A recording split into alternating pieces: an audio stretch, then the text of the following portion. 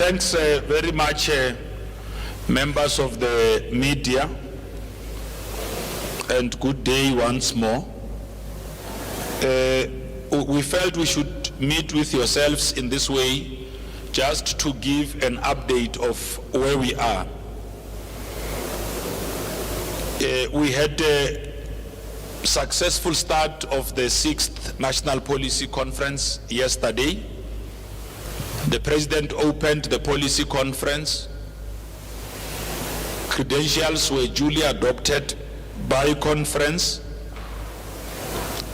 A number of discussion documents were presented to plenary.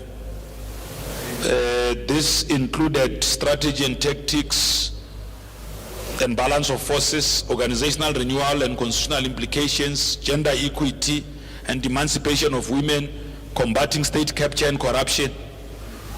And as soon as the papers were presented, we then brought the presenters to come and interact with yourselves. This happened yesterday. All the engagements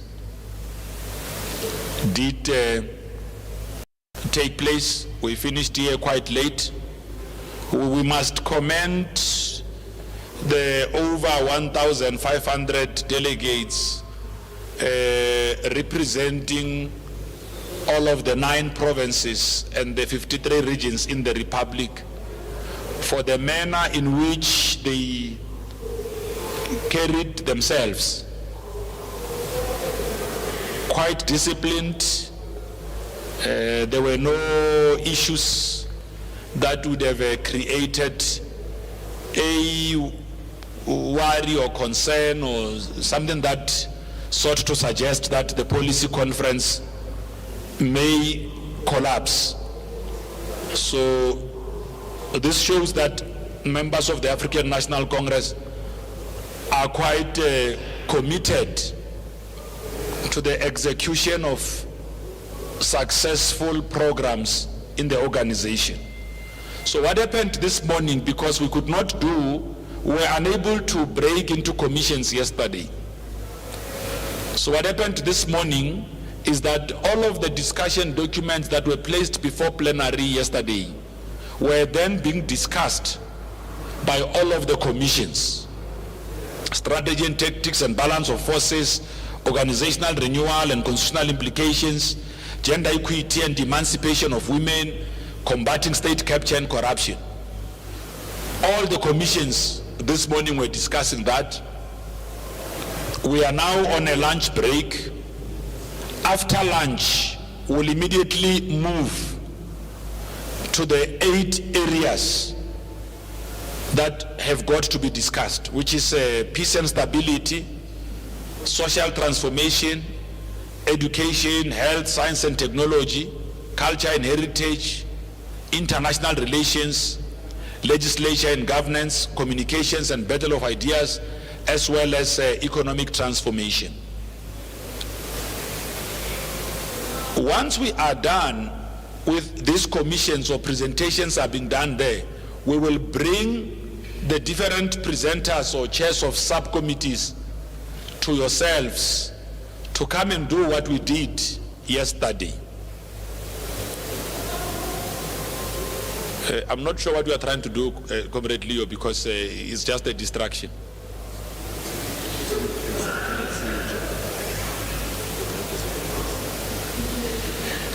Okay.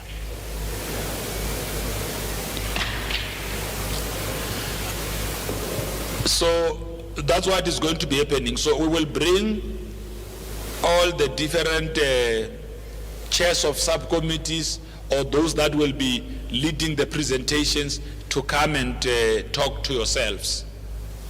We will also create space, as you have seen this morning, with the media tour that we had with the former Deputy President of the ANC.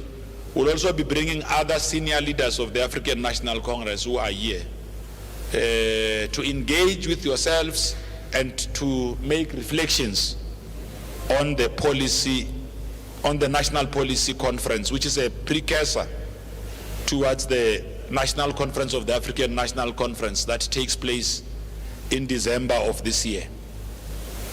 So that's where we are now. We felt we must give you this update so that you could be able to do your own planning. We were hoping that the TG will at some point talk to yourselves. He was unwell this morning. As soon as he's around and is able to engage with you, we'll also bring him just so that he could come and just give you an overview of where we are with the policy conference, including on other organizational matters. But we can confirm to you that the participation of delegates throughout commissions is quite encouraging. Unlike what was widely reported in the media, the focus of the delegates who are here is largely on the economy and attending to issues that affect the country. Dealing with jobs, rising prices of food, making it difficult for our people to survive, attending to crime and all of that. This is what these delegates are talking about, peace and stability. So that's where we are. If there are any questions of clarity in terms of how the program is unfolding, you are welcomed to ask. But that is the update for now.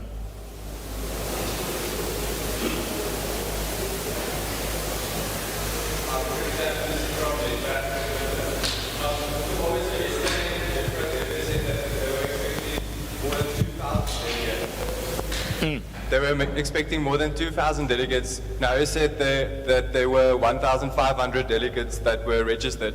What happened to the other 500? Why are they not here? No. 2,000 include yourselves. On the 2,000, we also counted the media. There's just over 1,600 delegates who come from provinces. And then the other component is made up of yourselves, staff, guests, and all of that. But everyone who is expected to be here is here. Actually, the people who are oversubscribed is yourselves. You were supposed to be 200, you are 453. So you are oversubscribed.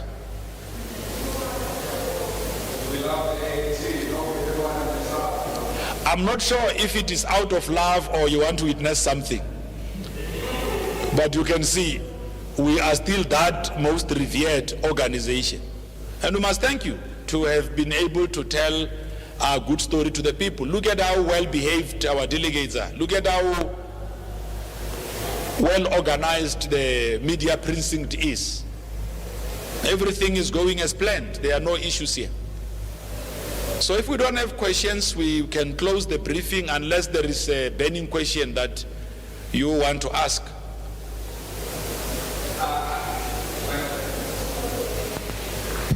My name is Lukanya Kalata from Newsroom Africa. I just wanted to know if there's any chance maybe if we could request one or two delegates that we would like to speak to, if that's possible. For instance, Pravin Gordhan, I'm not sure if he's on the list. For instance, I didn't hear. Pravin Gordhan, if that's a possibility. No, that's fine, that's fine. Look, you are welcome to request to speak to any member of the National Executive Committee. The team that is here from DIP is supposed to support yourselves with all of your requests. That's why we're here. So any member of the NEC that you want to speak to, you are most welcome to ask them.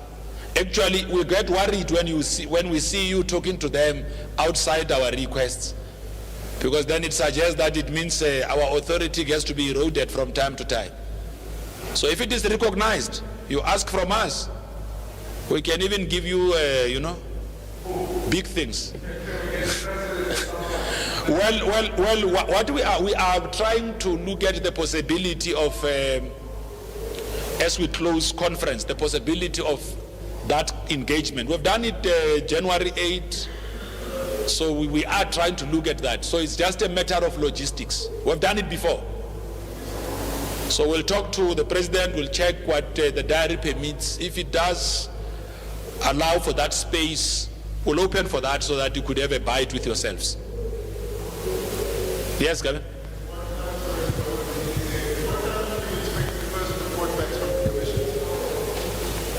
Well, because, you see, our program was a little bit altered because of what happened yesterday.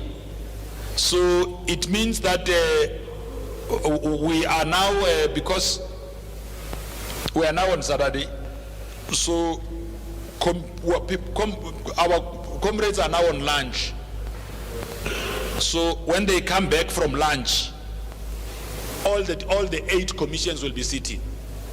The very first one to complete will then bring the chairperson of the subcommittee to come to. So there's going to be a series of briefings throughout the day. Well, let's say it's now 1:30. We are expecting comrades to go back around 2:30, 2 o'clock, 2:30.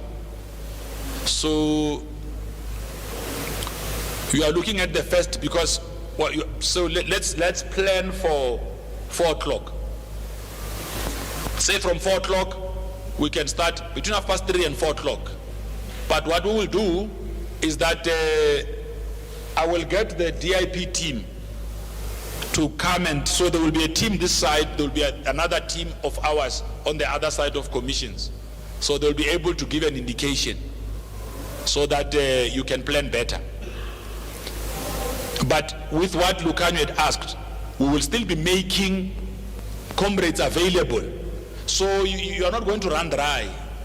There will be comrades available. But I've seen that you also have got walk-ins. There are those that just pass by and all of. So we'll allow you to do your walk-ins. But our preferred method of work is for us to at least bring guests to yourselves at your request. Then in that way we manage the things better. Yes, you can come in. Thank you again, it's Govin. Just another question. Yesterday, the general manager, Phoebe Potgieter, said that there are about just under 600,000 ANC members that are in good standing. She says the membership of the party is at 1.6 million. That's about 1 million ANC members that are not in good standing. What does that mean? No. What is, you see, it's a combination of factors. We are in the process of, so we have automated the membership system of the ANC. So in certain instances, you find that it's issues of ID, it's issues of addresses and all of that. So we're now cleaning the data to make sure that the entirety of the membership system of the ANC is fully automated. Now that automation process comes with its own glitches. It's like moving from analog to digital. You'll always have issues. So we're dealing with that. Doesn't necessarily mean that comrades are bogus members or they've not paid their membership. It's a combination of factors. And the ANC is dealing with that. But in terms of where we are, just those that are now on our record, on our database, we're almost going towards 2 million now, which basically suggests that we are not an organization in decline. We're a growing formation. We just have to make sure that we deal with all of these things. There's no organization in this country that has got the membership that the ANC has got. We pride ourselves with that. The biggest network that the ANC has got is its own members, branches, structures on the ground. We exist in 53 regions. We've got over 3,000 branches in good standing. We've just taken how many provinces? The Northern Cape to a provincial conference, Mpumalanga to a provincial conference, Gauteng to a provincial conference, Limpopo to a provincial conference, Eastern Cape to a provincial conference. And of all the provincial conferences we've had, we've been drawing lessons. So the next conference will convene. will be better than the previous one that said. Look at KZN. Just short of 30 minutes, credentials were adopted. Sunday, conference was concluded. Results out, the leadership hit the ground running. That's the ANC. Yeah, Chris Hani. JJ for the Sunday World. There has been some suggestions that, there are some comrades who've been suggesting that there's a need for re-auditing of all ANC membership to root out the rogue elements within the party. Has that come in the discussions, or is it still gonna be discussed? Well, because we are going into various commissions, if I don't understand what re-auditing of the whole membership of the ANC means, because if you have got an issue of ANC members in Krizani region in the Eastern Cape, if you must conduct an audit, you must do an audit of Krizani and then look at Inogum-Gijima sub-region. So you can't make the problem of a region and a sub-region universal to the entirety of the ANC. It will not be correct. So if there are comrades who want to raise that idea, because we're a dynamic organization, tolerant of dissent. If a view like this comes up, the ANC will never say, the ANC discusses anything and everything. We don't stop people. I mean, if you want to raise a view, we don't suppress people. We're a democratic organization. We allow comrades to raise whatever views that they may have. Because building a strong organization happens out of tolerance. Must be tolerant of every view in the organization. I take it that we have addressed all of your issues. We will start coming back 4 o'clock, with time between 3:30 and 4 o'clock to start bringing in guests. So what the team will do is that it will put in an update on the group on who we are to bring first. So as soon as they are done, the plan is once they are done presenting papers, while discussions are taking place in commissions, we will bring the chairs to come and talk to yourselves. Does that help? Is that helpful? Okay. Thanks very much, members of the media. We'll keep on making sure that you are updated. Thanks.